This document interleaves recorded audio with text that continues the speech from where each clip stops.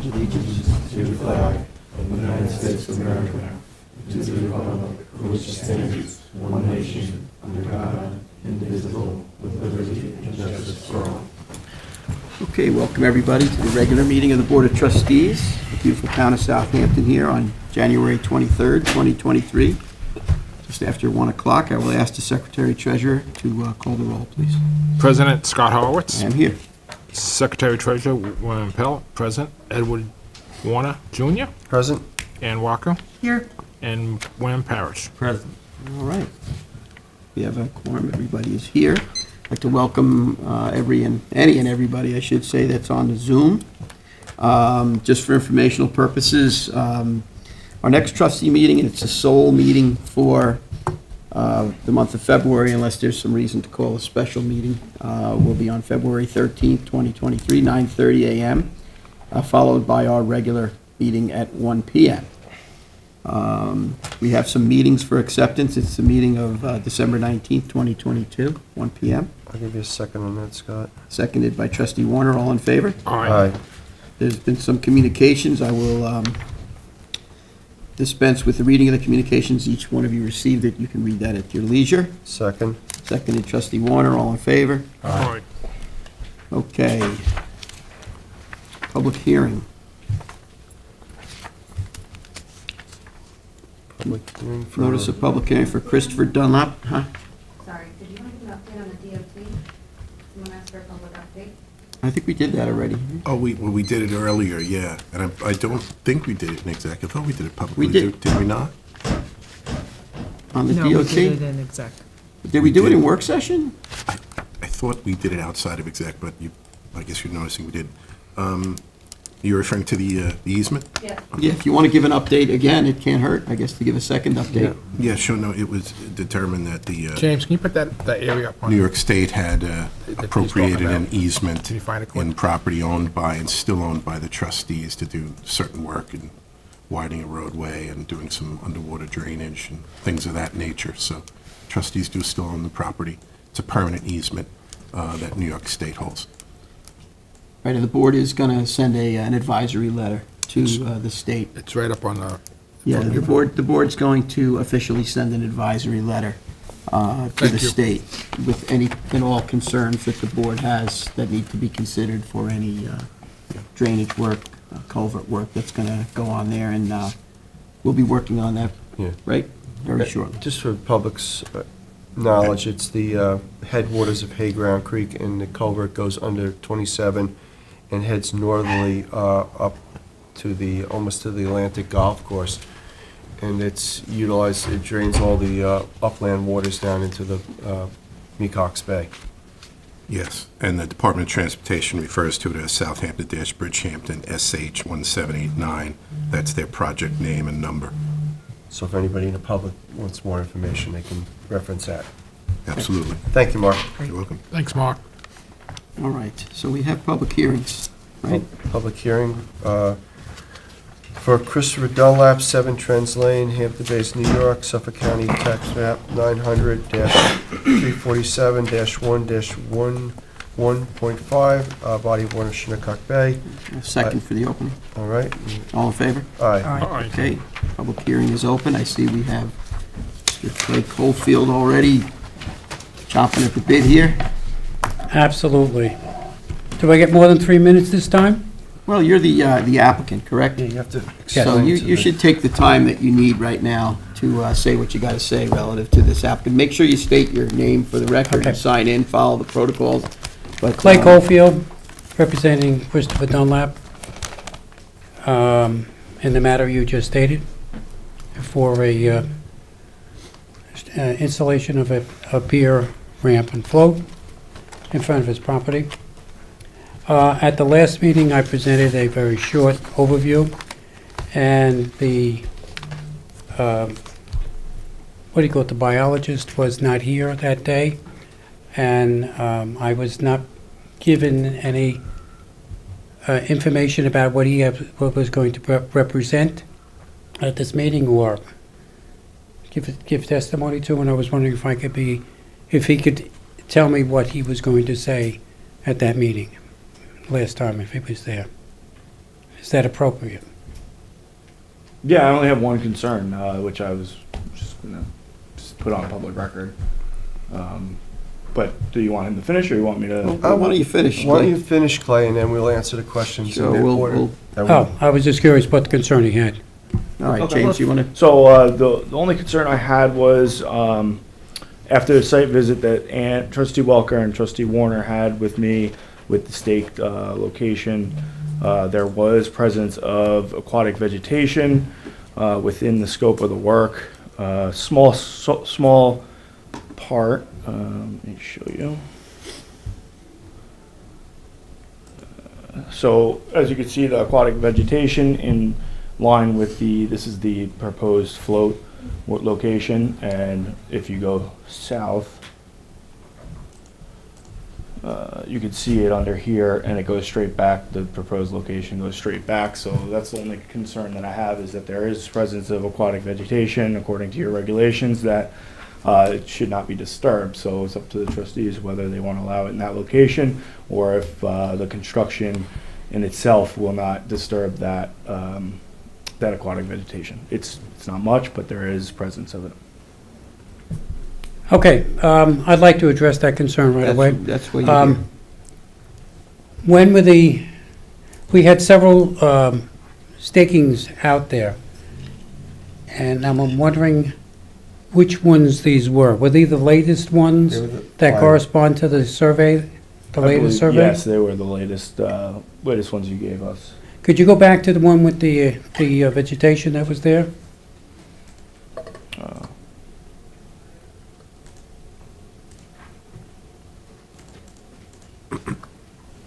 What kind of vegetation was that? It appears to be eelgrass. But All right. It doesn't, in the regulations, it's any aquatic vegetation. No, I understand that. including eelgrass. Now, when I videoed that all the way through, I didn't see this. All right, and the surveyor didn't see it. You had two surveyors out that day, and they didn't see it. And subsequent trips out there, I didn't see it. I don't know, it's there, obviously, but it wasn't there when I was there. And I can attest to, I even had Ernie Spellman go out there, and he didn't see it, so I don't know what happened there. Now, when you did that, you were straight off the beach and that? Yeah, I mean, you can see where the line is. I can see where the line is Straight there. float at, let's see, we can. Let me see if we can zoom in here. So here are the stakes on the inside. On the So you can inside, see yes. This section right here, the darker area Right. is the vegetation, You so. got All right, some so to it's, this I side, missed too? it. Although- Yeah, it and then I appears to have, be some over I have the here. video, missed it also, so. Could you thread the needle there somehow? Does that not? Well, I mean, Ann was there also, I was there. Okay. I've been there several times, more than several times. Looking at the docks that are currently in the area, the three that are to the south, Mhm. neither of the docks to the south nor the to the north have floats or ramps. So we had just given them the catwalks. And, if you're going to utilize that method of installation with a catwalk and light penetrating decking, it would be, you could put a small catwalk there without a float or ramp. And that would have the least negative effect on the bottom and the eelgrass in the area. All right, so the catwalk would be still over that vegetation. Yes, but it would be over the vegetation with light penetrating decking. Right, that's what I have in the That's why we plan. utilize the light penetrating decking in order to allow the submerged aquatic vegetation underneath to exist. Right, and that's what's stated in the permit paperwork that I gave you, was that it would be a graded surface on the deck. Yes. On the elevated 4 feet above, which is the state's requirement at mean low water. But I think. And then the ramp and the float would be passed in the clear area where there is no vegetation. I mean, and we had discussed the application of putting the dock in. If Right. it's gonna be jetted in with a pump, it's gonna disturb the eelgrass. If it's gonna be vibrated and it has Are going to be vibrated in, negligible minimum disturbance, disturbance. minimum. So, I mean, Those are my concerns as far as the ramp and the flow in that area. I don't think it's a proper area for that. I think just a catwalk like we have done in the past, it would be consistent with what we had permitted in the area in the past. So my question is, whether or not the ramp and the float go in, are they going to affect the bottom that's there? Well, I mean, there is eelgrass very close to where this, There's none in between those stakes. no, but offshore where the float is. Of course, there's offshore. There's offshore in area. That 3.5 to 4 feet of water, it seems to grow very nicely. Yes. So, no, I'm just questioning your rationale as to not having the ramp and the float. That's my only concern here. I think, well, personally, I think it's trying to be consistent with what we have permitted in the area in the past. Okay, I can see There are that. 5 other docks there that are just catwalks Right, with no ramp and no float. all right. And that would allow the homeowner access to the bay. just Okay, like the other so property if we owners. put the catwalk in, can we extend it a little bit further? So it's well past that vegetation? Where's the hydro surveys? 'Cause can you There's a put those up? there's We a gotta look at that. 135-foot pier line there. So if That's you- total, that's a total from the high tide mark to the end of the project. right, we so if gotta we look at take the off depths. 30 feet of that, then that would be approximate the end of the pier. Yeah, I mean, if there's, I mean, I just need to get to usable water which would allow you, if we extend. without prop dredging. If we eliminate the ramp and the float and allow for a catwalk to go out to the end where the project is currently being discussed, yeah. that'd be Okay, so that would be acceptable, but, Let's look at this, let's look at the hydro. Is this the survey. current, Where's the, plan? There's about two, I would say so, we need yeah. to see the hydro. there's about 2.5 feet of water there, both times I was there, Can you zoom in on? 2 that, feet, James, yes. please? 2.2. And then just go to the, See, there's a- Right, 2.5 feet in approximate where the float is. That pretty much stayed right there, 30 inches of water. Right, so where you hit the 30 inches, yeah. I need to get to the 30 inches, anywhere in that, I don't have to go out all the way.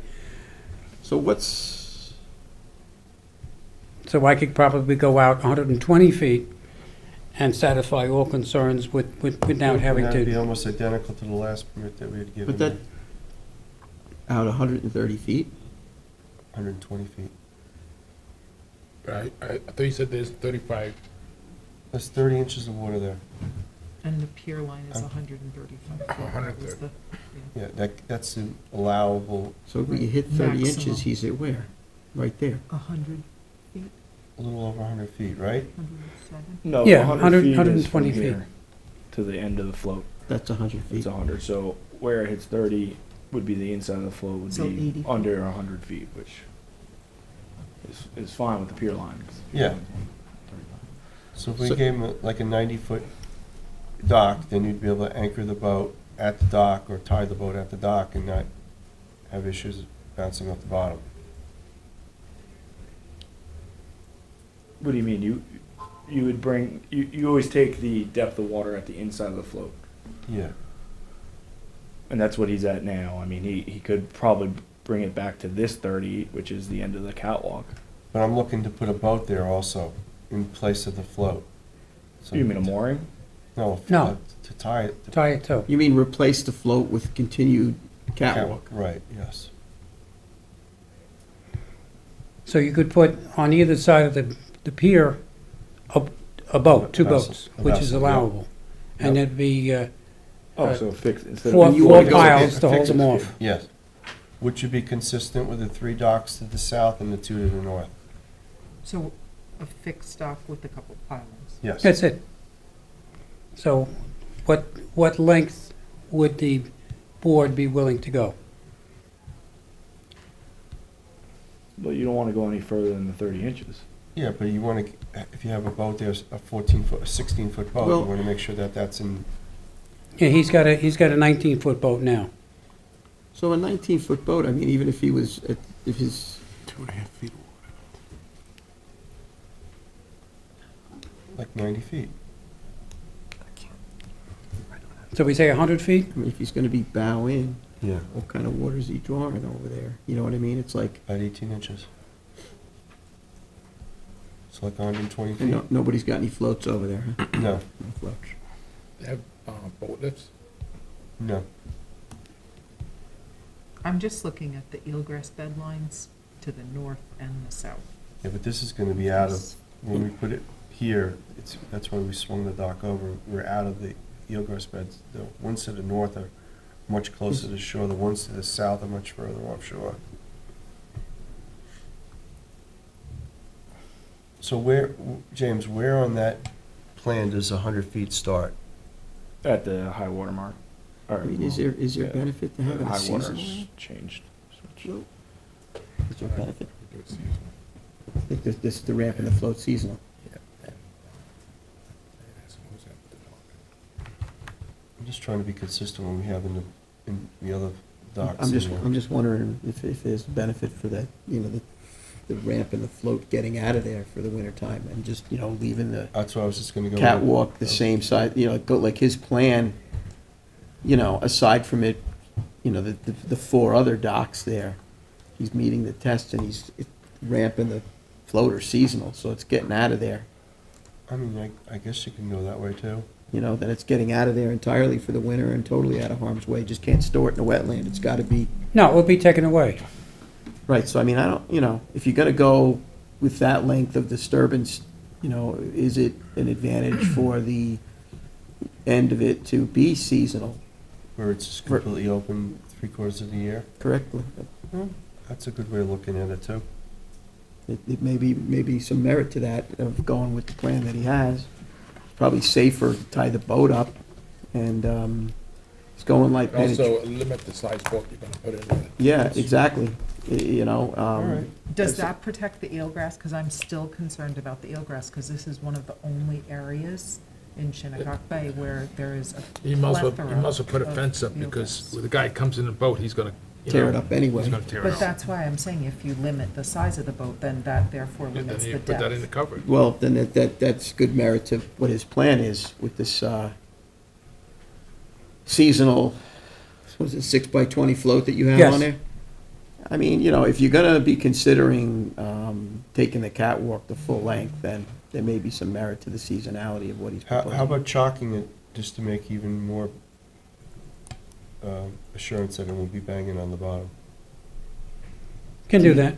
If you go with, are you gonna go with like an easy dock sort of a thing, or the plastic, what are you going with here? Usually, wood, Easy Dock has got a little more shading. I You're gonna mean, go with the pods, and you're gonna go with... yeah, Okay, so then you could do chalking with that. absolutely. So then, I don't know, for what you're trying to do, consistency in the lengthwise, consideration of the proliferation of eelgrass there now, consideration to the size of the vessel limitations, I don't know, it seems as though you're on your way to, Chalk it and have it as seasonal float and ramp? what do you think, Clay? I'll go with that. Would that go, James? Well, wait one sec. Does that still take into consideration the high degree of public use of this beach? Well, I don't The think, I public think you're is outside gonna of be that. able to walk above the dock, because the dock There's is... 20 feet.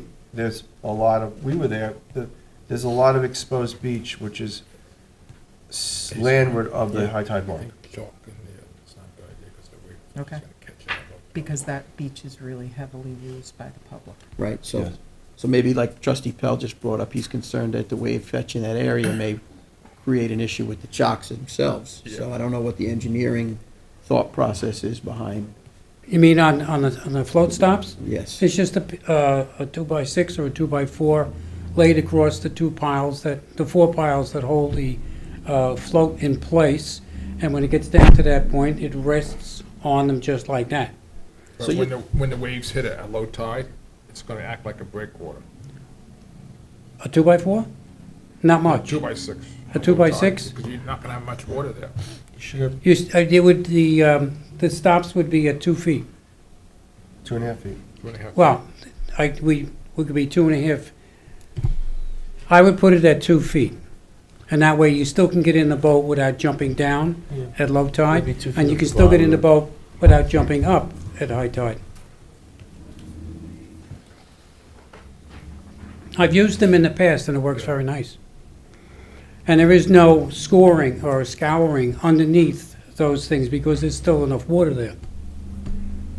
So you're gonna be 2.5 feet off the bottom, then the dock itself is 2 feet. So you're gonna be Unless we go to a thinner type of float. pretty hard. So, You mean which would narrower? the ones that you mentioned, the plastic ones Yeah, would like be the thinner. plastic can totally, Yeah. I mean, that area does get, it's a pretty wide open area over There's a there. lot So of you're fence. gonna Yeah. wanna, Yeah, what there's a you're lot of gonna wanna fence do there. there, you're gonna wanna make sure it's, engineered to withstand the rigors of. Oh, that. absolutely. I mean, obviously, when you get a major storm, all bets are off, no matter Pull it- what kind of pull it planning out. you do, but, you wanna have some good consideration here, you know? Well, the other pier I put in at 11 Lighthouse Road was on 12-inch piles. No float, no nothing, and that hasn't moved, and that's really built very well. Yeah. So that's the same construction will go into this Well, one, 12-inch piles, 12-inch piles. 10-inch, 10-inch pipe. what is our We could go regulation say? 10, but the only thing is, we're now in a warm set of weather years, thank goodness. And, but now in 20 years, when this thing is still going to be there, it's going to be the opposite. And I remember back in the 80s where all the piers became roller coasters because they were short and thin piles. So. Right. If you want a sound engineering where the thing is going to stay for the life of it, of the tropical hardwood, you gotta go with a little bit wider. They gotta be jetted down to the point, or they gotta be vibrated in at this point. And then the other apparatus would be there. And in the wintertime, you can take off the two poles, or the two stops that hold the float up when you take the float out, and there'll be no scouring. When a boat or two boats are there, you do have scouring underneath the boat. So, and that's a greater impact than two 2x6s. So you have to consider, and they're higher than the bottom of the boat. And the boat's moving up and down. The boat's moving up and down, you get a suction things, it's moving back and forth, the water is going underneath, in both directions. Right, you're gonna need stamped engineer plans to even get the approval anyway. So relative to the structure, and what you're talking about, it's gonna have to bear a seal for the engineering, right? I don't usually do that, but if you need that, Yes. we can get it done. Yeah, that's our regulations. So are we good on that then? If you're good on that, Eddie, it's your area, you've Yeah, okay. done a lot of, I mean, if it's gonna be a seasonal dock on Chalks, it should be fine. well, I don't know if the dock's not gonna be seasonal, mean, it's just the- gonna be No, the no, ramp just and the the ramp and the float. float. Right, the ramp and the Sorry. float. Sorry. And you said You know, the- whatever's the movable piles can to be taken off. vibrated Yeah. To avoid any Disturbance. disturbance Right. to the existing aquatic vegetation. Right, Correct. So And you could just update that on the cover sheet. Yeah, I'll update the cover sheet, send it to you and the with limit, new plans, and I'll have them stamped. An architect stamp, good enough? Yes. Okay. limit on the size of the boat, where does that go? On the permit? I don't think Is so. that You can't really, covered in? you No, I can't think really you- limit a size of a boat. That's been our past practices. I know that for a fact. I think it's You self-limiting. can't do that.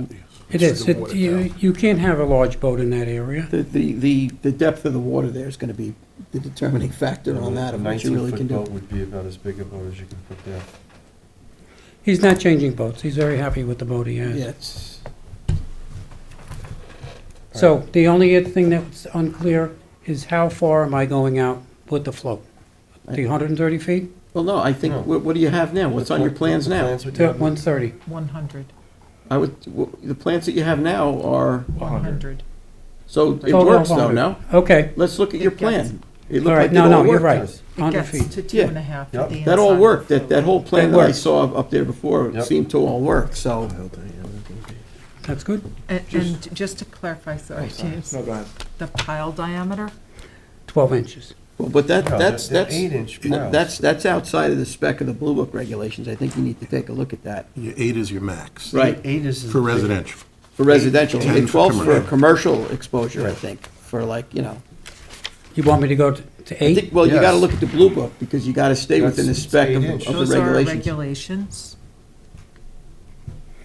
If you think that there's a 8-inch piles, merit, right, Jim? if Yeah, you yeah. think there's merit to what you're talking about, that would really require a Blue Book regulation change to allow for higher poles based on additional considerations, but the Blue Book's published.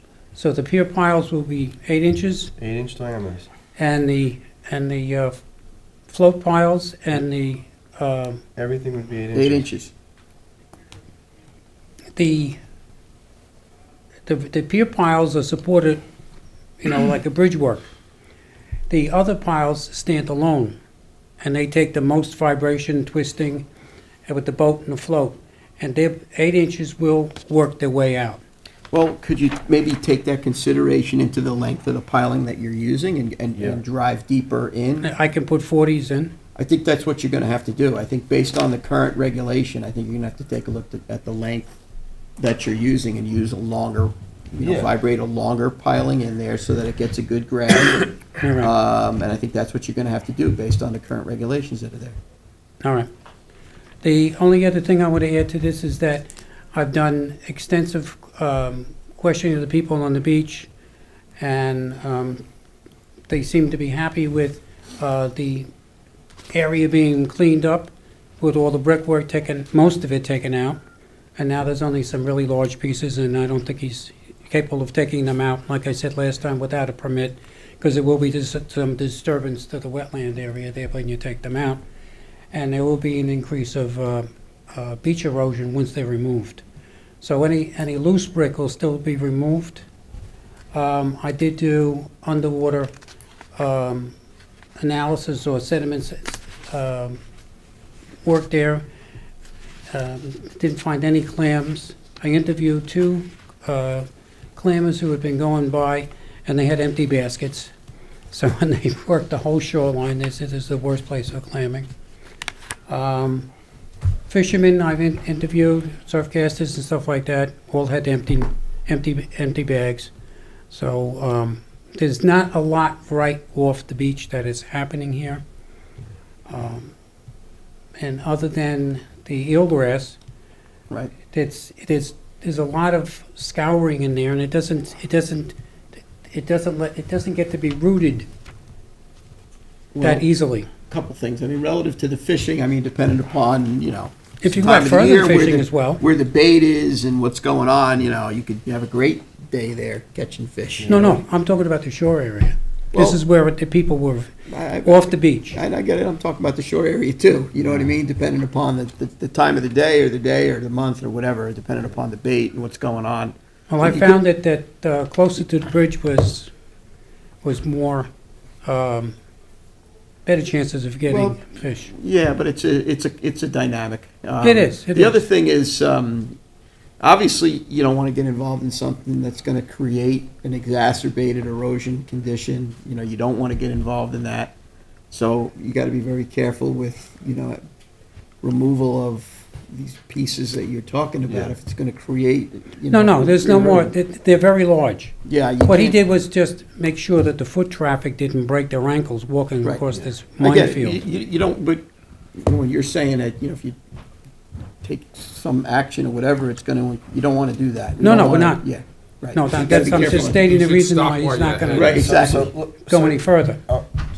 We're gonna hold this until we get all the plans and stamp plans. So that was one of my questions, maybe from Mark, is how to proceed, because I know it's come up in the past where changes have been made during a public hearing.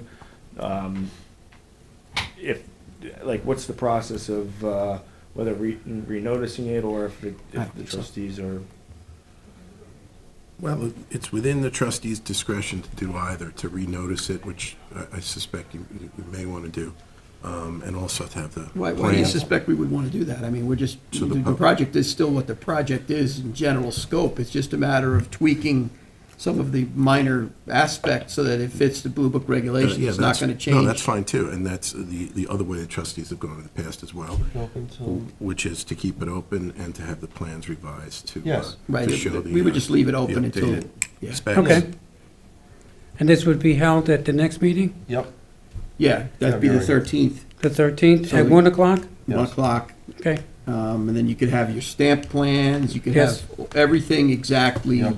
to where, the board has provided commentary, relative to this. Yeah, that's fine. okay. All right, You so good? Andy, you seem like you want to stays the say same length, the piles are gonna be smaller, Yes. and it's gonna have stops, The piles are gonna be regulation. Regulation piles, 8 inches. and perhaps longer, to accommodate for your The- scenario. Yes, the end ones will definitely be Well, longer. that's, you're gonna, right, so you're gonna have to work that out with your engineering. Right, And the max height for that above, I believe, mean high water is 26 inches. Right. it's usually a half to a third, depending on who puts it in. Right, just take a look at the Blue Book, make sure you comply with those regulations, that way you don't have any issue when George shows up to do his inspection. All I wanted to say was, is there anybody else? What section are you talking about in the Blue Book? Section 51. 51. Yep, for you, 51B, that's residential. Yes, if there's anybody else in the public, you raise your hand if you want to speak on this particular application, I'll recognize you. That being said, nobody's raising their hand. Zoom, anybody on Zoom, Charles, that wants to opine on this application?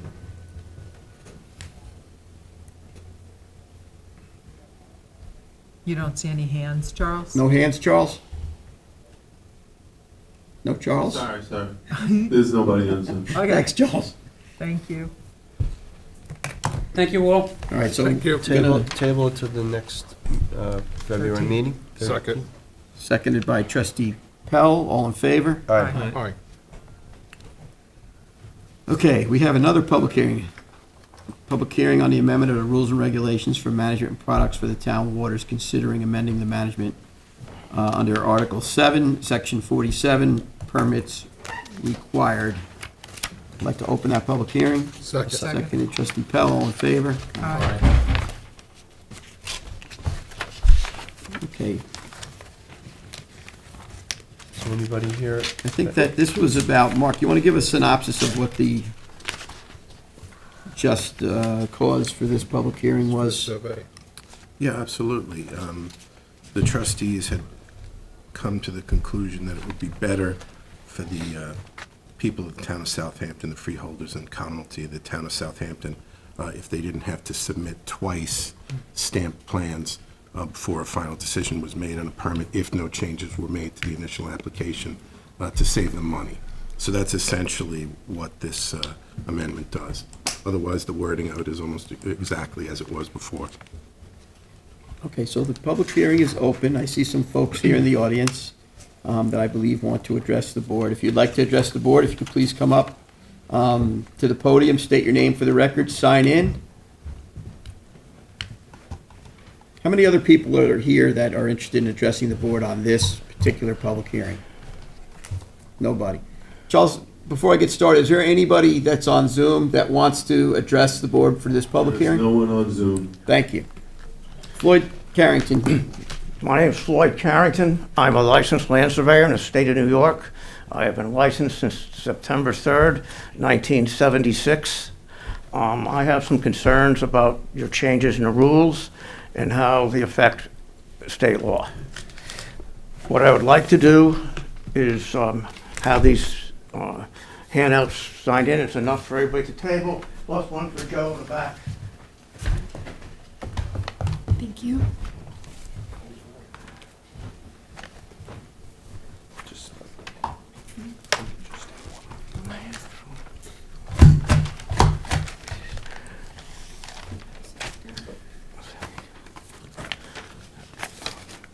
Let me just get a pen for a second so I can. We have a pen. We have one right here. You want? Pass that stamp one back. Sorry, guys.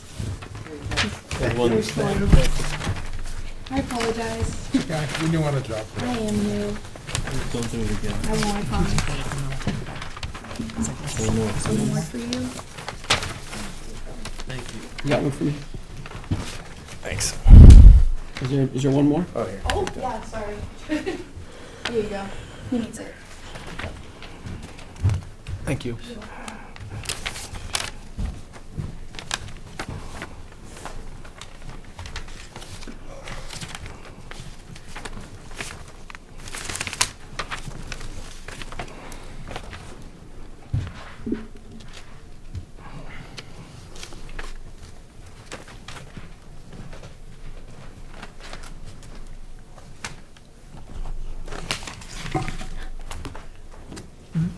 Thank you.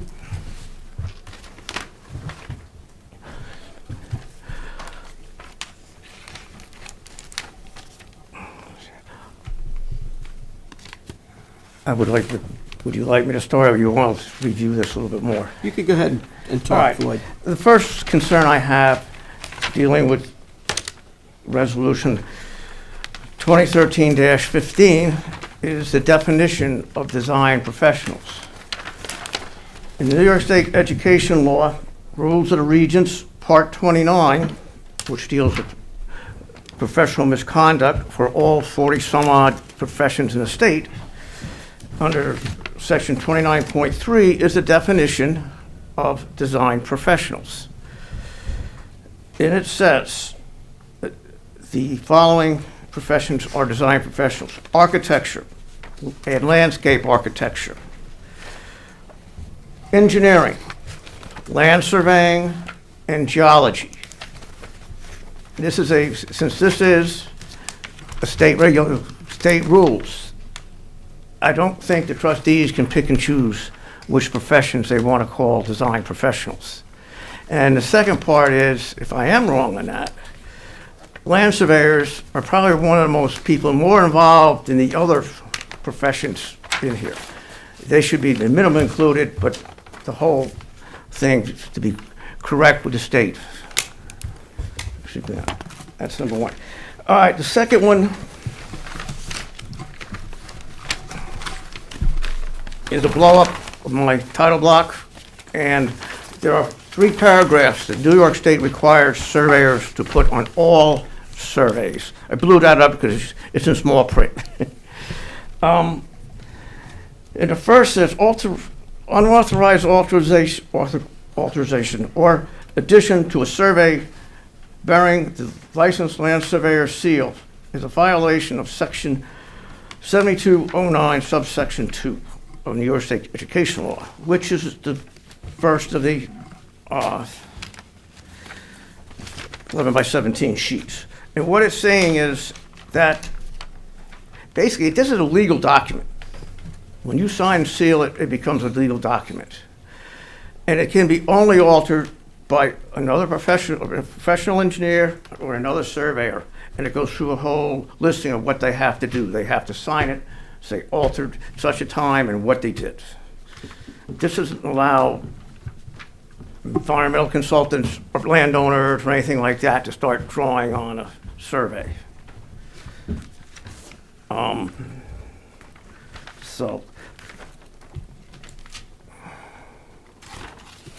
So then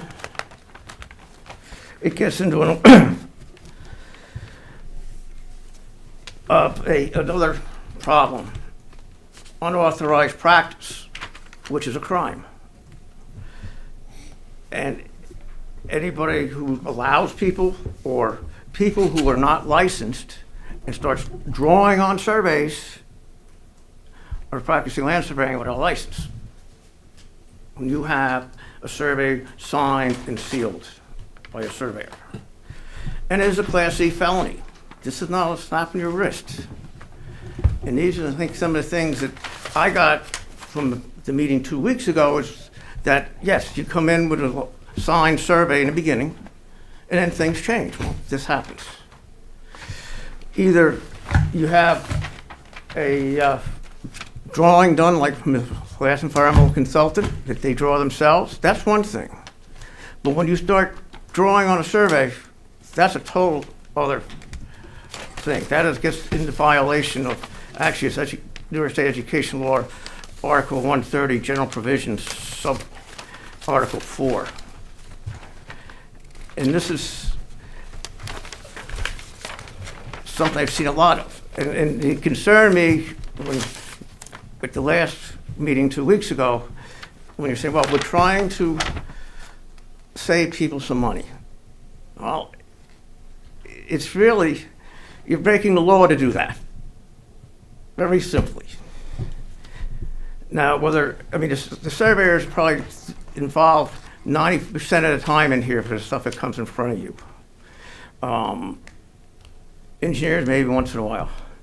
But to allow an environmental consultant or allow the homeowner, well, let's do this, let's try that. It's not legal.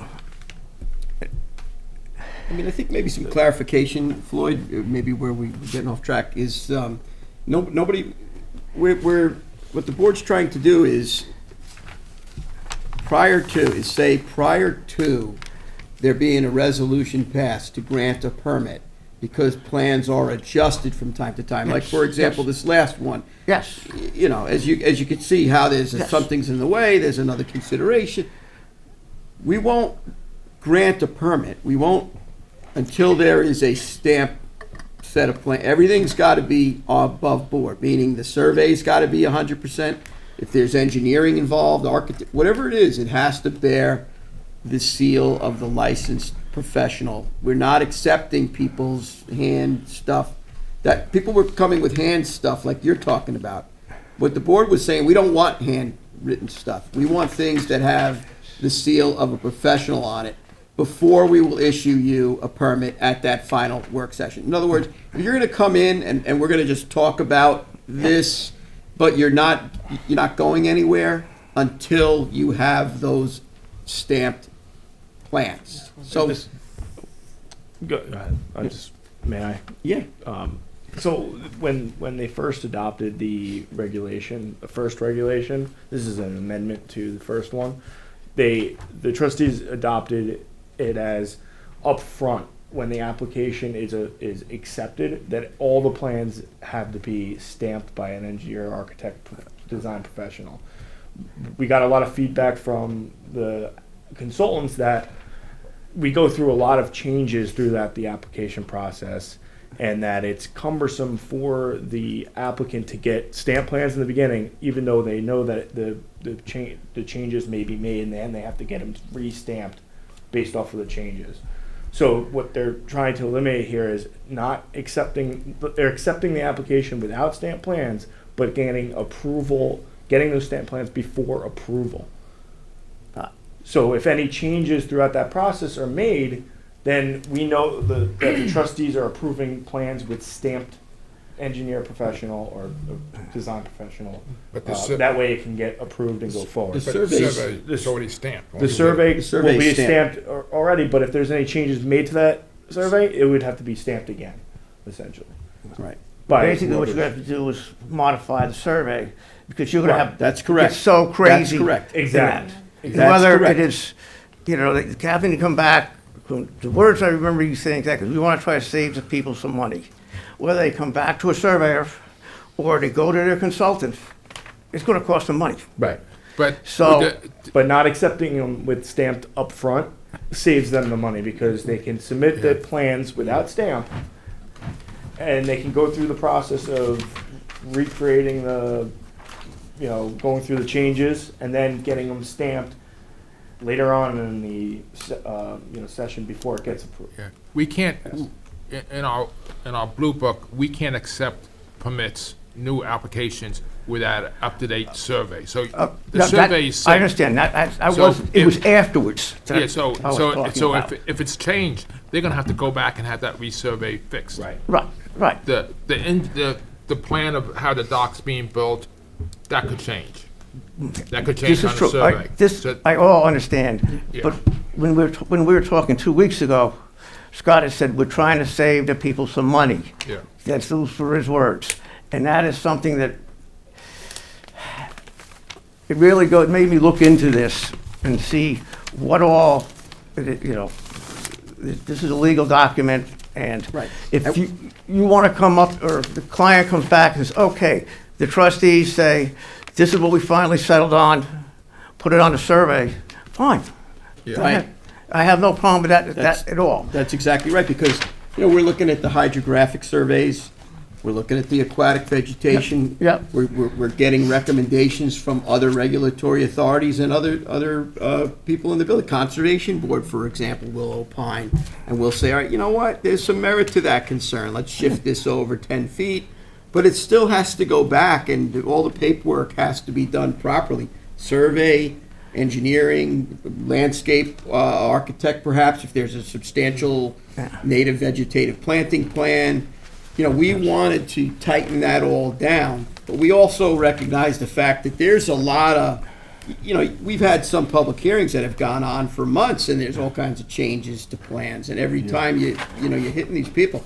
But what the board said was, listen, before any official action is taken, all the paperwork that James has to look at before it comes to the board is all with the proper seals and the proper stamps by the appropriate design professionals, you know, when we've finally locked in on that process of this is what's gonna be permitted, legal document. Okay. You know, This so- is, But Joe's got something to say too. Joseph Lombardo, Special Counsel.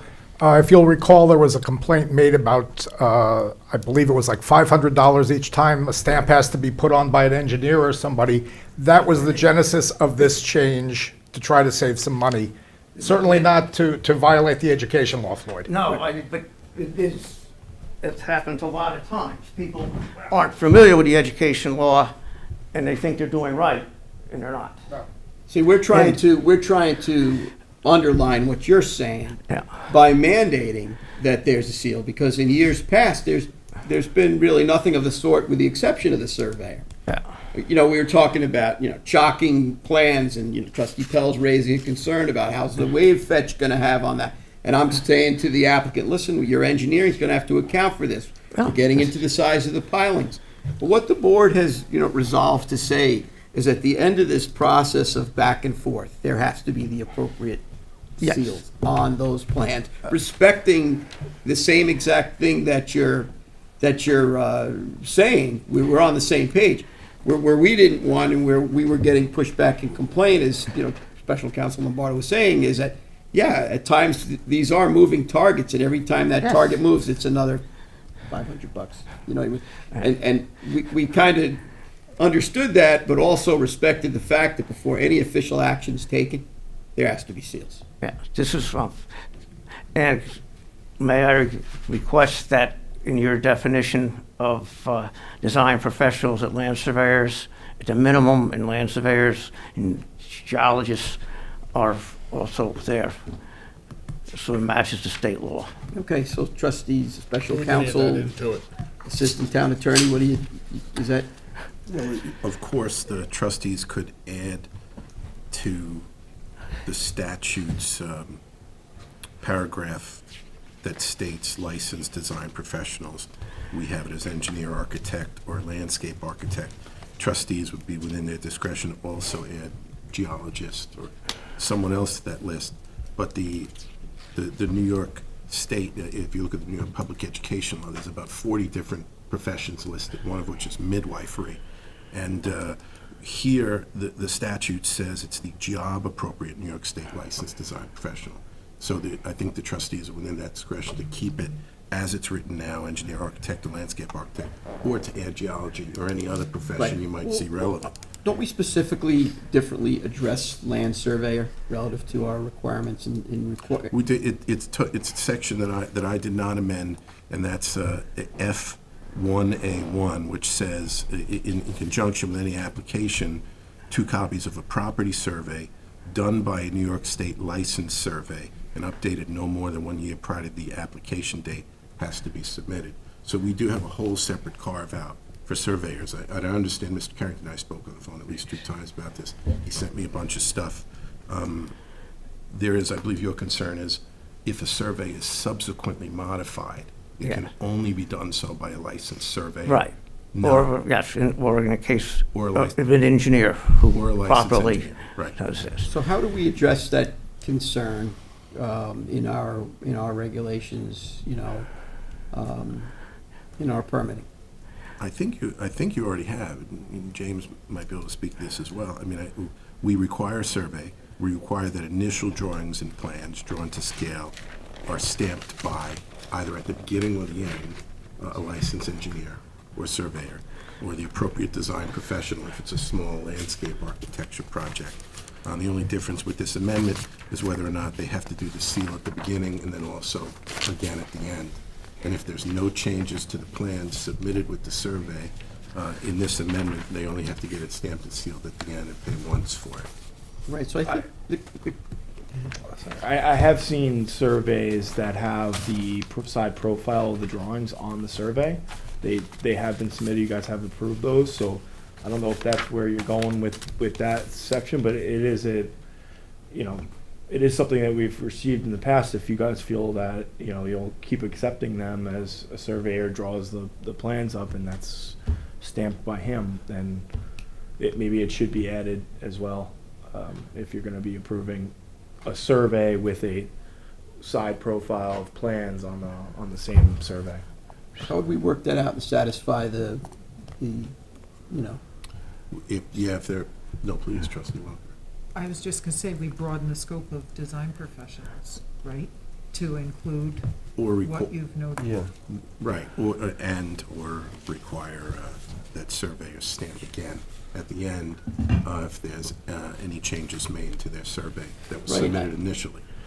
Yeah, I would say that they don't have, like, to Floyd's point, you know, if you're just conceptualizing, like, oh, I think I could put a shed here, you know, whatever, but then using that document, you know, further without a stamped plan is not appropriate. So I think that it has to be done. Any of that sort of stuff has to be then back to the surveyor. Right, and there is a procedure for that in the law. It's the surveyor or engineer actually signs off that change is made and they stamp that, so. So is that clearly spelled out in our regulations? Or, I mean, I understand it's in his operational mode, but is it clearly No, spelled out? no, it never has been, and it wasn't the subject of my amendment either, but that's something we'd certainly address. I think that's a good point, though, that he brings up because of the fact that you do have the back and forths going on. And I think that before we accept something that's been manipulated by whoever, it should, you know.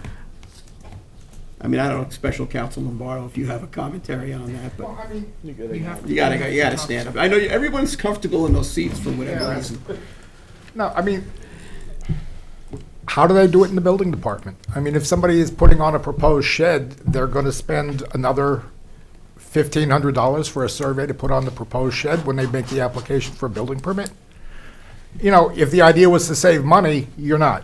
No, I'm not saying, that's, they charge for, if the guy wanted to put a shed on his building permit, it's $1,500, Floyd. Well, if he has to do another survey. Right. Well, it gets to various different things. If we've done a survey in the last couple of years, that's one thing. But most of the time, we'll redate, which is not starting from scratch doing a survey. It's looking at what has changed. By law, we have to locate everything that you physically cannot pick up by your hands. Okay. New York State requires us surveyors to pick up anything or locate anything that a person cannot pick up by themselves and carry away. So we would go back there and say, okay, well, gee, there's an addition. This thing's like 12 feet long when it was 9, 4 years ago. That's what this, and it's the amount of time involved, drafting time, field time, and all that, what it is. It's not, huge, like starting it all from the beginning. Right, the board, when you get into like being budget conscious with people, you don't want to supersede what actual state law is relative to altering the document. It was just through the course of, manipulation of a project and figuring out where it's going to end up. And then at that point in time, whatever's done to surveys, whatever's done to plans, obviously has got to conform to state law. Right, and if you want to go back and forth with people and they've got sketches and things like that, and once you finally get it, they come back to the surveyor and have him put it on there, that's fine. Yeah, or we can just have surveys submitted, as the statute has now, it gives two alternatives. One is as part of a survey, or two, as independent of the survey. Okay, so if it's And if it was independent of the survey. We could change the plans without having to go back and get the survey. But once the survey is Altered. altered or doctored anyway, Right. requires that professional sign off Okay. with the words altered by. So that's another way to kind Okay, of keep so it. we've got that accounted for in the regulations of what you're saying. Well, I think as it's written now, yes, I suppose we could be clear on it, although I still think it's pretty clear now. You think it's clear? Because we're talking about initial drawings / plans drawn to scale, submitted with a survey or independent of one. But what's not clear, and I think this is Mr. Carrington's point, is in the practice of it. The people submitting and the environmental people who come in you'll need to know that if they doctor the survey, well, if they make changes on the survey itself, it's gonna require a subsequent stamp by survey Right, I later on. think that's- So they should change the plans only if it's their desire to not have a survey. I think that's what needs to be cleared up, Yeah. quite frankly. Maybe And you a know, when permit you have somebody application. like Mr. Carrington who's been surveying for how many years? I got started full-time June 17th, 1969, after I graduated from SUNY Delhi. Right, so let's say like half a century. Yeah, a little bit more, but go ahead. Okay, you know, and he has some excellent points and recommendations. I think you certainly pay attention to that and take what you can into consideration. And certainly you want to abide by standards of the profession and law. So, You know, maybe we could change, or, I don't think it requires a change in the amendment, but it may require a tweaking of our permit application paperwork, so that people know, submit your permit with the survey, independent of the plans, and that way you can You're not in make violation. changes ad nauseum to your plans, you want it to Yeah. go back and get it of the survey stamp. okay, Okay. Thank you. thank you. Thank you, Mr. Carrington. Yeah, I was just going to say that we're a little bit outside of the scope of the public hearing, but Mark resolved the issue. Thank you.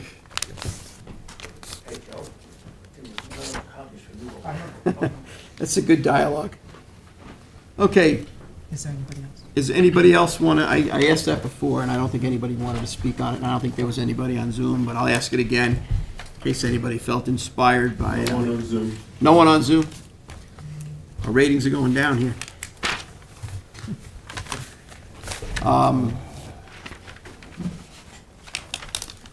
Okay.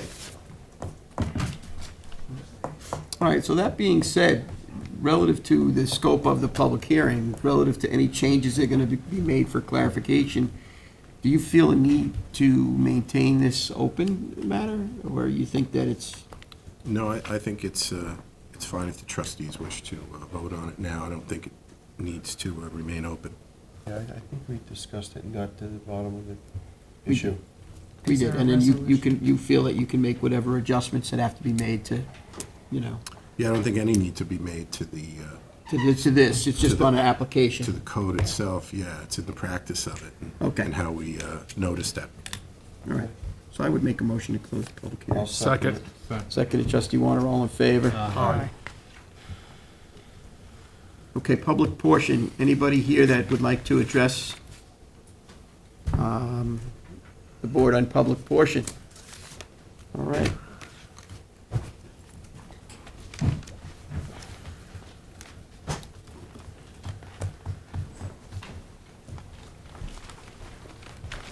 How is everyone? Thank you. Happy New Year. Happy New Year to you. No.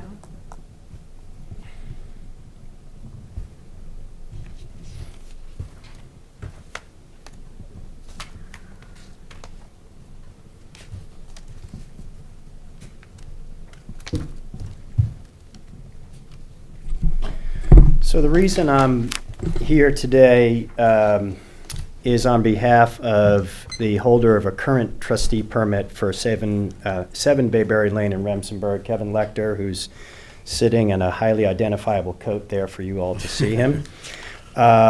We obtained a permit for Kevin a couple of years ago for pretty straightforward in-place bulkhead replacement. This is a property that sits at the corner of the canal and the bay. So the west side of the property sits along a dredged canal, bulkheaded canal, and the south side is facing the bayfront. I have a whole application here that hasn't been submitted, but I'm going to dump it on James. So let me just hand it up to the board quickly because it has, it can remind you of the, You have to- sorry, it's okay. of the proposed plan and some current photographs. In short, it was kind of been figured out as the contractor's been working on this project that the bulkhead really should be raised about 12 inches. It has been, the overtopping of the bulkhead has increased. I met with Ed Warner out there this morning to take a look at it. I had tried to reach Bill, but I think he was away, so I was unsuccessful at doing so. And since this is a highly time-sensitive situation, I got in touch with Ed. Why don't you just come in for an amended permit? Well, I'm getting there.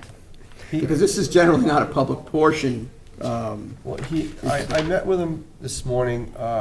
They started a project, the contract is right in the middle of the project, and they realized, and I realized, that after doing a site visit, that it's been terribly, overwashed, and the project needs to be finished because the contract is right in the middle of working, and they're starting to tear out stuff. So I asked them to come in and see if, to put it on for today's session for a discussion, to see if we can move it forward, to expedite the amendment to a permit to raise up the bulkhead. Right, so Everything's all torn apart there, so if it's not done within, we get another storm like we had Christmas, it's all gonna wash into the So creek. what do you think, Ed? You think it's fine? It needs to be Okay. raised up. So I'm fine. Really, If Ed thinks it's I fine. mean, I went up there today. Yeah, so He we can has just move it pictures along. documenting it's completely Yeah, so you destroyed. All right, just want so- to put it on for next week? Yes. Well, look, there's a couple of issues that we have to kind of expedite working through, especially after the last storm rolled through with the surge. There's some broken things. Yep. Let the board, because this is really not a public portion type of thing, but I hear what you're saying, I understand. James, we're gonna have to look at some plans, you've submitted plans for modification. Yeah, and that's, I just wanted to be clear, Scott, and I don't mean to interrupt you, but to Bill's point, we did everything as quickly as we could that we knew you were gonna tell us to do. And the permit is up in March. They think they would be done anyway, but basically, we put together an application to modify the plans for this 12-inch raise and to renew the permit, provided current photographs, and an updated project description, and that's all in that package. I didn't come here with the expectation that you would stamp it Right. and say good out, but I wanted to put it in front of you and make sure that we provided everything we could possibly provide in case you could look at it in an expedited fashion. Right, I understand, but, I also, I hear what you're saying, and again, I'm gonna address that, but I also have to address why we have public portion. Understood. You understand, and why we have modifications and, I the understand. work session agendas, so I just want to keep that all. That being said, there's a couple of other applications that got storm damaged and everything, that really time is of the essence. And I had a conversation with our environmental analyst early this morning, and I think what we need to do is we need to pull these kind of emergency situations based on what's going on, and pay them the proper, attention that we all need to, and then whatever we need to do to facilitate, we'll adjust. If we have to call a special meeting, That's up to the board. well, that's what I think is what we have to do. I'm telling you, as the president, we need to do that. We need to pull this, we need to look at them, we need to do it with urgency. We'll all get around the table and we'll figure it out. And if we have to call a special meeting to move these things because there are special circumstances, really, that's, I think, the proper way to handle these things. That last storm that came through did a lot of damage to people, like as if it was a hurricane. And if you don't get started on these things with materials and get labor and everything, it gets away from you fast.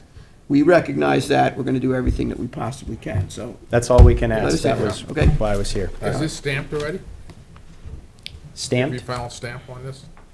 Engineer stamp? or- An engineer stamp? Yeah. It's just our usual plans. All right, well, You're We gonna need an that. engineer's. you know what? This is why. Let James look at this for a day. Yeah. Let us look at this, Yeah, and if then he'll there's call you. anything additional that's needed, we'll get a hold of you Yes. of what we need or any tweaks that have to be made. We still have to run through our program. Let us look at, decipher this. We'll get back to you as soon as we possibly can. We understand urgency, and not only yours, but other applications that we have We'll for take care of it. We'll look at it. specific We're reasons, good. okay? Thank you, Scott. Thank you for Thank the you. board for looking at this.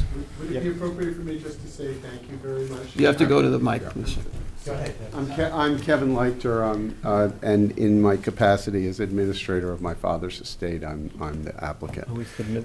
And I just wanted to say that the urgency here is partly the storm and partly the fact that the men are in the water, and they've been in the water working on this project, and it was not until last Thursday that we realized that it could legally be raised because we had been under the impression that it couldn't be. And it's just really, the overtopping that happened on December 23rd was really significant.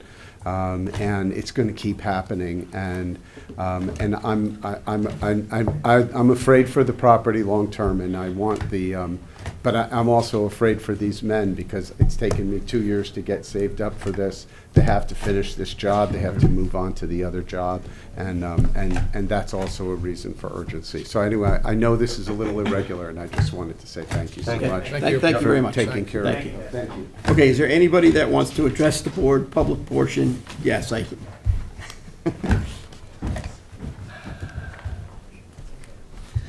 Hello, my name is Will Peckham. I'm here to speak about the proposed regulations for shellfish and seaweed aquaculture in Southampton Town. Trustee Horowitz, is this a appropriate portion of the meeting for that? I'm fine with it, yeah. Okay. I'm fine with it, yeah. I just wanted to follow up on some written comments that I had sent over. I've been an aquaculturist for 6 years, and I've been pretty attuned to other kind of permitting processes and other issues that have come up in this area. So, I'm a resident of Southampton Town and very excited about the opportunity for aquaculture here. The one point I would like to raise is specifically around the nature of the proposed sites in the western portion of the estuary, in a place where the water quality has been steadily improving over the last 4 to 5 years.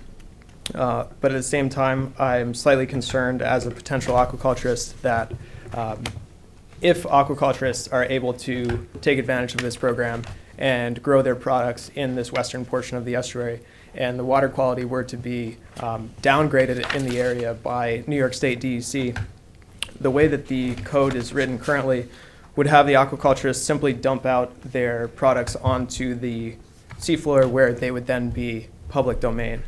And I think this is problematic from the aquaculturist point of view because it's asking the applicants to shoulder all of the environmental risk from something that may happen, such as an outsized rainfall event could trigger a temporary closure, or you could have a toxic algae that's documented there, and then that area could be deemed uncertified. I think that there are several potential pathways to rectify this issue.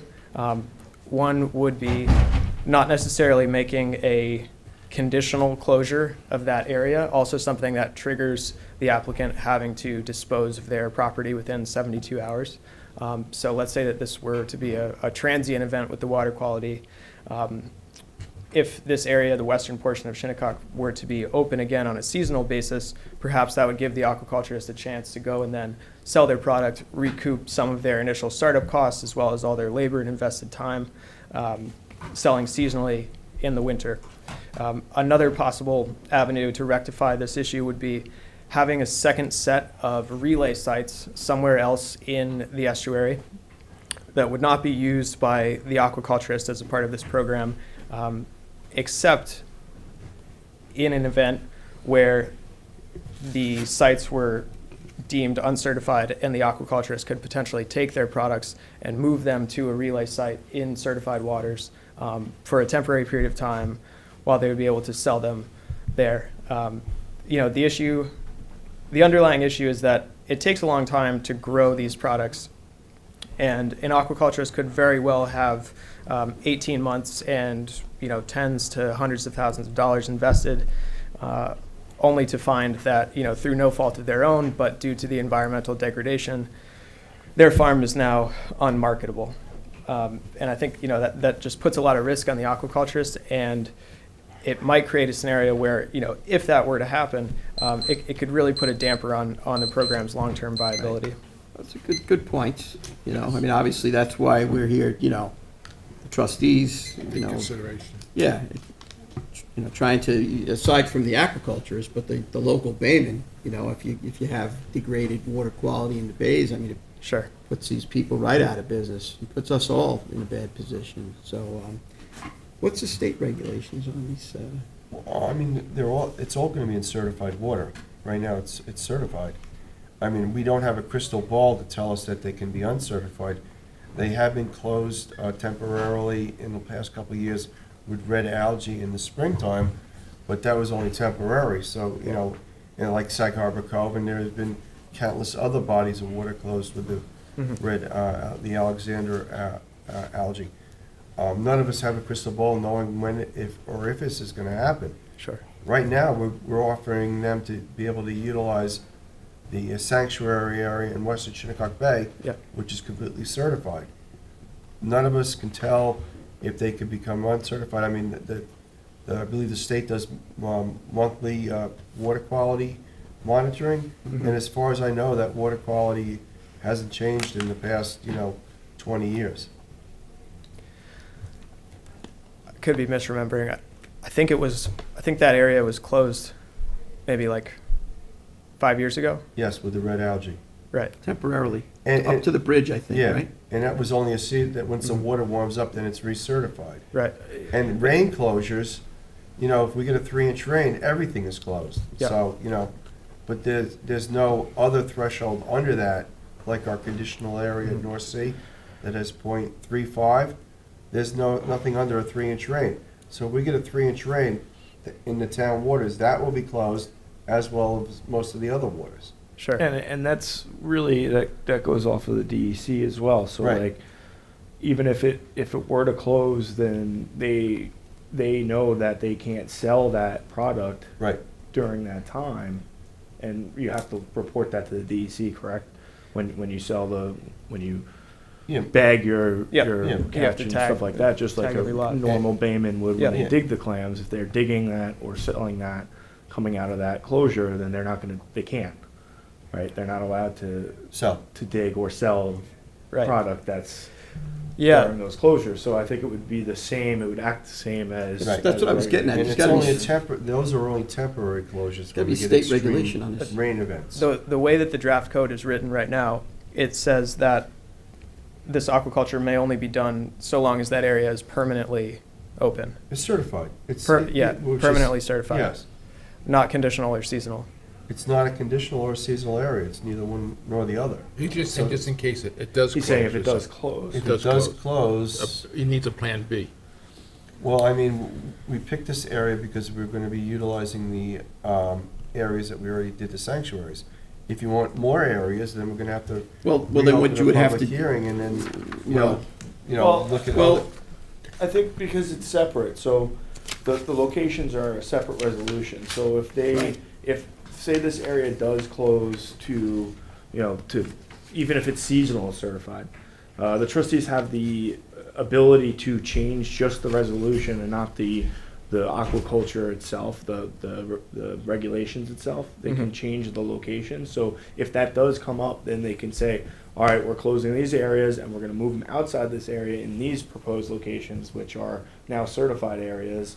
And Yeah, we'd have to revisit and look at other revisit that. areas. So that, Right. I don't think the trustees are saying just drop your whole, Aquaculture. your whole Business. business, but I think the trustees have the ability to then Yeah. move it Well- to Well, a that's certified area. actually that's what the draft code says. It says you have 72 hours to dump the shellfish onto the bay bottom.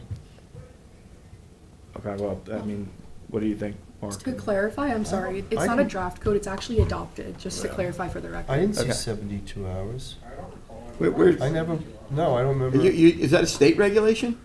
No, that was in the code that I received at the meeting on, what was it, the 9th? I never. Where's that code? I Who never, you draft that, Joe? Can you come up here, please? no, I never remember that even being Will, discussed. before you go, Yeah, did you, yeah. hold on, did you look at these locations also? Yes. They look good to you? Yeah. Have you drilled down on that? There were, yeah, I mean, the comment that I had on the locations previously was just to try and create a buffer, Which we did, which you did. yes. Right, okay, so you're good with that. Yeah, Let me ask Joe here real quick, just to. sure. This is today's materials. Well, today's material isn't going to help me, I don't think. I don't remember any discussion Is about there, dumping. I know there's state regulations governing, You can pull that up, right, Linnea? What Will's Will, I referring don't- to? That was never discussed at any of the meetings. I don't recall writing anything that said 72 hours, so. is that in the states, This was at the 9th. No, I read on the document and I took it to be frightening as an No, I was, I would never expect, if it's uncertified, you would still be able to keep your stuff there, and hopefully it'll be recertified, whether it's a rain Let's test make sure we're all, or a algae closure. let's make sure we're considering the proper Yeah. information here first. It's something, Joe, because I Joe, have you it wrote pulled this, up. right? Yeah. And you're not recalling that. Do you want? I'm not recalling it. No. Was the code changed significantly since that January No, 9th it's been meeting? no changes, and Ed would have caught if I put something like that in, he would have caught. Yeah, that would have been, because that's why we picked this area. Wherever you want to. But I know Well, I there's other gotta- regulatory authorities that opine on this, right? Yeah, but the Regulation, Yeah. state laws. Will, do you remember where it was, if you could, Yeah, hang on. when we're scrolling through? Right there. Right there. Oh, I see 718. Oh, says it up. It's underlined. Desurvey, safe shelter. All equipment contained.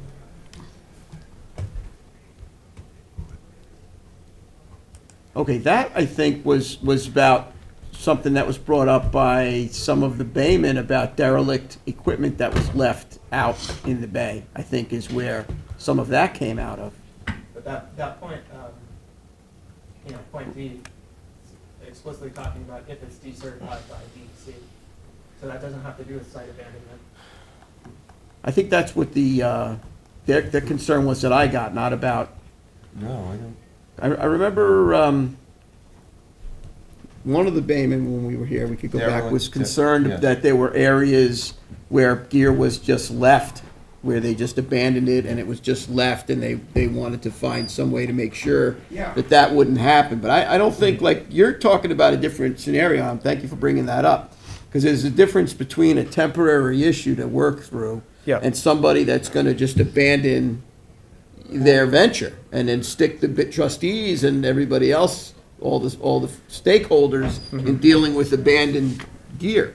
Yeah, no, the intent, I remember us having Yeah. a brief discussion, but when we talked about decertification, we talked about an area being totally unfit for any Yes. production whatsoever, not temporary because of rainfall or anything like that. Right, so is there clarification that can, Well, we would have to amend it, that's well, simple yeah, well, enough I to think do. that, to Will's point, I think that, there should be clarification of what the intent was, so that you don't end up in a temporary. I'll write up the amendment and I'll Yeah, I mean, notice it for a public The hearing. intent was to have all the aquaculture done in certified waters in the areas where the sanctuaries were. Right. And as far as rainfalls and stuff like that. Sure. With some of the same protocol as the regular baymen, because they're in the same areas, but Yep. they're sanctuaries.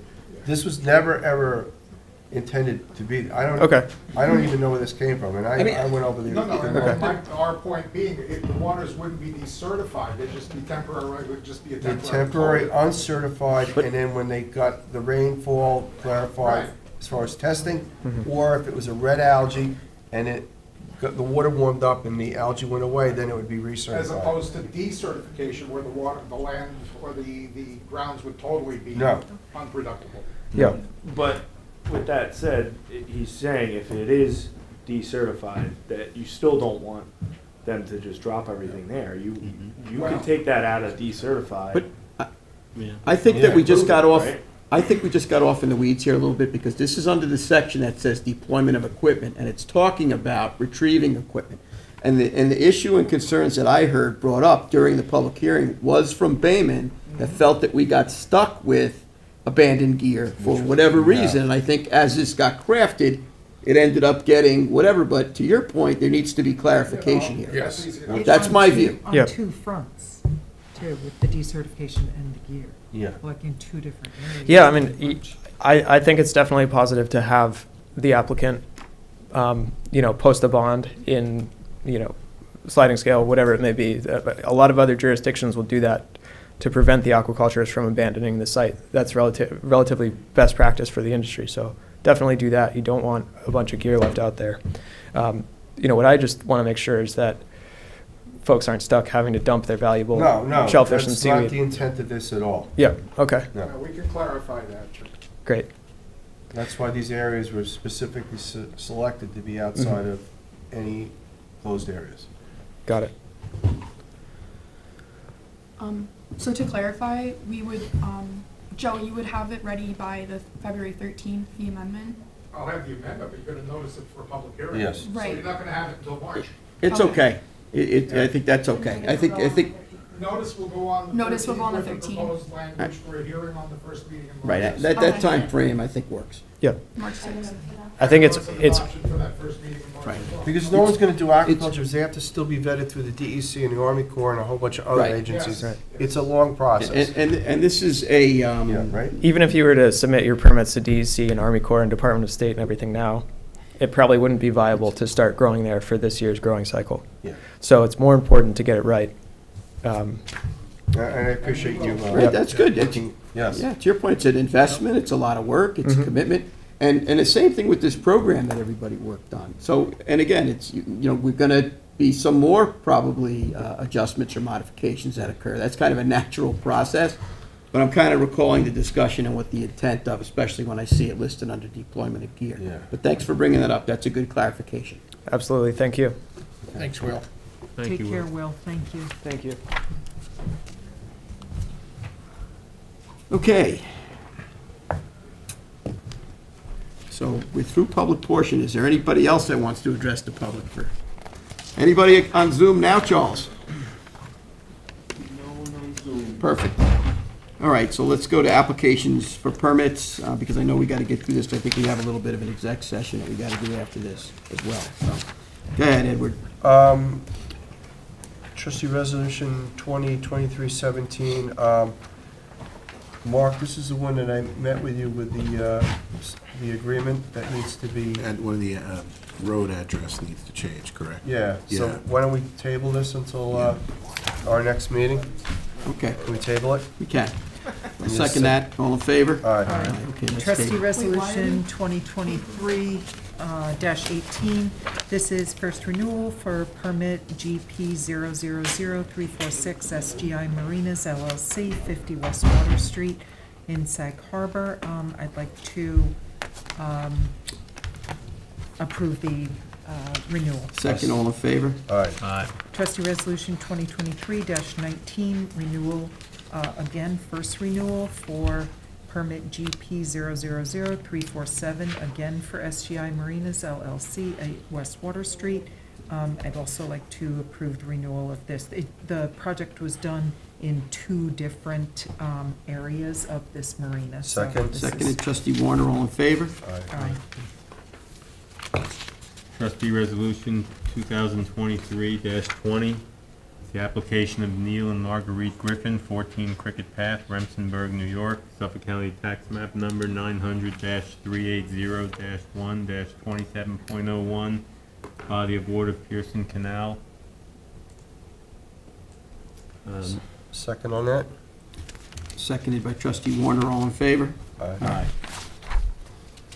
Trustee Resolution 2022-348, resolution authorizing program sites with GPS coordinates. These are the sites that we had discussed at multiple meetings as far as aquaculture sites in western Shinnecock Bay. Do you want- Real quick, I believe that we're still waiting. We sent the new locations to Stony Brook. Okay. And Cornell, So and we're still waiting for them to And weigh in on the location. have we heard back from the Bay Constables at all about these? I believe we did. I Will you- don't have that exact. All right, why don't we table this until the next meeting? That way we'll have all of that information and correspondence, It's not okay? ready to go, I'll second the table. Okay. All in favor? All right. Aye. Okay, we've got trustee resolution 2023-21, recall and amend resolution 2023-TRUS-13, authorization, the continuation of retaining the professional services of Joseph Lombardo for legal consultation. Whereas on January 9th, 2023, trustee resolution 2023-13 was adopted as follows. Whereas the Board of Trustees would like to continue to utilize the services of Joseph Lombardo for non-litigation matters, including but not limited to representation as needed, pending legislation, negotiations, and trustee board meetings. Whereas Joseph Lombardo proposed a reduced rate of $100 per hour on each matter is assigned to, whereas the Board of Trustees Resolution 2023-1 requires an authorizing resolution for any expenditure in excess of $1,000. Therefore, be it resolved that the Board of Trustees hereby authorize the retaining of professional services from Joseph Lombardo in the amount not to exceed the budget. I'll second on that, Seconded, Scott. trustee Warner, all in favor? Aye. Trustee Resolution 2023-22. Recall and amend 2023 TRUS 14 to authorize retained professional legal services of Joe Lombardo for liaison attorney for the board with transition counsel. Be ready.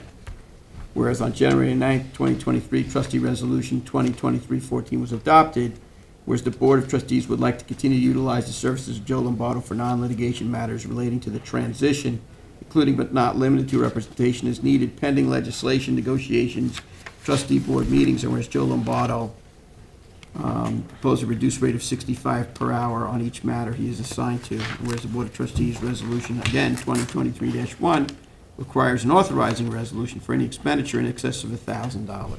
Second. Seconded, trustee Parish, all in favor? Aye. Aye. 2023-23 waterfowl hunting location permit. 2022-23 waterfowl hunting location application for late renewals. George E. Valentine permit number 96, East Shinnecock Bay. Glenn S. Bullock permit number 8, Mauritius Bay. Second, Billy. Seconded, trustee Warner, all in favor? Aye. 2023-24 waterfowl hunting locate permit. 2022-23 waterfowl location permit, return spot to the wait list. Charles Decker, Justine Sheridan permit 53, Western Shinnecock Bay. Mika Maravich permit 227, West Neck Creek. Daniel Sullivan permit 272, Peconic River. I just also want to clarify that these people who got returned there to the wait list, that they removed their duck blinds, that they're not still there. Okay. That's what I. Some of them are duck boat ones, I think. Yeah, duck boats. One of them has been removed. Okay. The Bay Constables will have to follow up on that. So I'll give you a second, Billy. Thank you. All in favor? Aye. Aye. Okay, you got 2023-25. This was an authorization to retain professional services for Robert Young. The board is still reviewing this, and my suggestion is that we table this resolution. Second. Seconded, trustee Warner, all in favor? Aye. Trustee resolution 2023-26, authorizing the retaining of the professional services of Joe Gill for consulting, whereas the Board of Trustees would like to retain the professional services of Joe Gill for forensic and other accounting purposes, whereas Joe Gill proposed a rate of $175 per hour on each matter he is assigned to, whereas the Board of Trustees requires an authorizing resolution of expenditures. We would like to retain his services. Second. Seconded, trustee Pell, all in favor? Aye. Aye. Trustee Resolution 2023-27, authorize expenditure for the Fish Cove Channel Hydrographic Topographic Survey. Whereas the trustees will obtain a hydrographic topographic survey for the Fish Cove Channel from Robert H. Fox, DBA Sea Level Mapping, in the amount of $2,295. Second. Seconded, trustee Pell, all in favor? Aye. Aye. Trustee Resolution 2023-28, authorizing the Board of Trustees to waive the 2023 commercial aquaculture mooring application for the Peconic Baykeeper, which is something that we have historically done for the Peconic Baykeeper. Second. Seconded, trustee Warner, all in favor? Aye. Aye. We have Resolution 2023-29. This is the notice of adoption of amendment of the rules and regulations for management and products of the town waters. Article 7, Section 47, to change the requirements for additional design drawing plans submitted with permit applications. Whereas we held a public hearing on January 23rd, 2023, and the intent is for the town of Southampton trustees to desire to update the rules and regulations in our Blue Book to require that the initial design drawing plans submitted with permit applications do not need to show the original stamp or seal of a New York State licensed design professional. Only the final ones do. Second. All right? Seconded by trustee Pell, all in favor? Aye. Aye. Question on the motion. Sure. To Mr. Carrington's point, we still don't include, as the design professional, we still don't include licensed surveyor I thought in that, this. trustee, I thought that, Engineer, architect, landscape Subsection, architect. subsection 1. 1A1. But that's, We have a but special that's car. separate. It is separate, yeah, they meant it to be separate, because we're requiring a survey, which we always require, and then design plans, separate and apart from that. And you said that you were going to pick up the clarification on the permit application to make sure that it was in compliance with New York State law. Yes, I have no doubt that it is now, but just for clarification. Correct, yes, yeah, absolutely. clarification. But, so my question, I guess, is, are we in line with New York State law when we're saying that design professionals include architect, landscape architect, engineer, surveyor, and geologist, if we limit it to engineer, architect, and landscape architect? I do think it's within the trustees' discretion to come up with their own list. They're not saying that one is no longer a profession or adding one that isn't. But if the trustees wished to add one or two more or numerous ones more, they could, including geologists or geology as the profession. Because, James, to your point, sometimes surveyors have plans on their, But that's covered under, he's Under saying the that's first covered one. under the first one, that Okay. they have to have stamp plans from the Okay. surveyor, so the that's surveyor's, good. surveyor's already covered in that other. Right, I thought But this it's was. under the design Right. professional then. Right, he could fix what his concerns were clarification-wise on the application so that people understand that they can't just be drawing on Drawing the something, survey. yeah. And us accepting that. They have to follow the state protocol so that they're within the confines of the law. But that's not an issue in this, it's an issue for clarification on our permit application. Okay. That's what But- my understanding was from Assistant Town Attorney. So Mark, just to be clear, if they come in with a survey that has the plans on the survey, it's covered that you need a stamped, it's a stamped survey is legit under that. Yeah, and then when it under gets the changed, system. a stamp survey, a licensed surveyor is going to have to sign off on that change by, and then stamp it again. Yeah. Why not?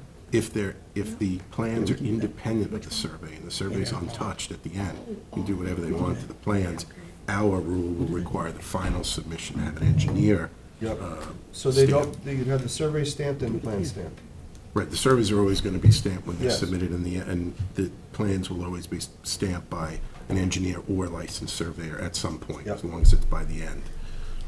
Okay, so that first, I mean, the second sentence in section FA1, the survey submitted must bear the original seal of the licensed surveyor or engineer, covers the design professional part of the second part.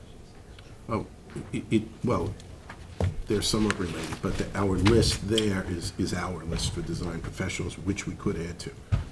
Okay, but it's covered here under, My understanding when we closed the public hearing was that we were satisfactory to answer the questions and concerns could be picked up clarification-wise in a different direction, not relative to this. Am I incorrect in that assumption? No, you're totally correct, and I think it's as it was previously written, because I didn't amend the part on the surveyor. I think it was okay then, and Okay. it's in compliance with the law now as well. okay, I just want to make sure we addressed No, Mr. I think Carrington's we did, concerns. and I think we're gonna further address by clarification on our Yeah. application. My concern is if we keep adding things to the list of No, no, it's license. cool, it's cool. Agreed, Yeah. good. It gets too squirrely. All right, so this motion, I believe, already passed, right? We're already passed? Yes. We're past that. All right. Trustee Pell.